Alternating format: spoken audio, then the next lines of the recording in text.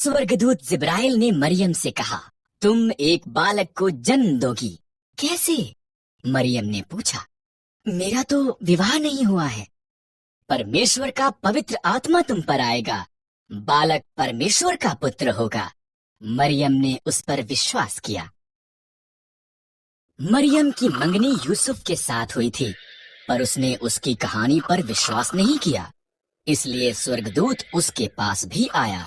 मरियम झूठ नहीं बोल रही है, उसका बालक परमेश्वर का पुत्र होगा। तुम उसका नाम यीशु रखना। कई महीने बीत गए, तब वो बैतलहम यूसुफ के शहर में सरकार के पास नाम लिखाने के लिए यात्रा करके गए। उस लंबी यात्रा के बाद मरियम के जन्म देने का समय आ पहुंचा।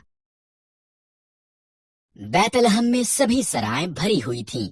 इस तरह से परमेश्वर का पुत्र एक अस्तबल में पैदा हुआ, कपड़ों में लपेटा गया और एक घास के बिस्तर पर रखा गया। उन्होंने उसका नाम यीशु रखा। उस रात को एक स्वर्गदूत बैतलहम के निकट पहाड़ियों में कुछ चरवाहों पर प्रकट हुआ। सुसमाचार, स्वर्गदूत ने कहा, तुम्हारा उद्धारकर्ता पैदा हुआ है। वो बैतलहम में एक चरनी में रखा हुआ है। अचानक और स्वर्गदूत प्रकट हुए, इतने ज्यादा कि उनसे पूरा आकाश भर गया। आकाश में परमेश्वर की महिमा। उन सब ने गीत गाया, पृथ्वी पर उन मनुष्यों में जिनसे वो प्रसन्न है शांति हो।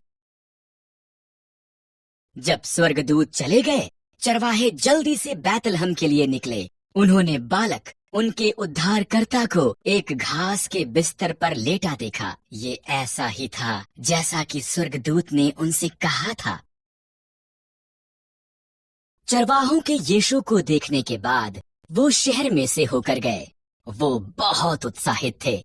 उन्होंने जो हुआ था वो सबको बताया और उन्होंने परमेश्वर की उस सब के लिए जो उसने किया था प्रशंसा की।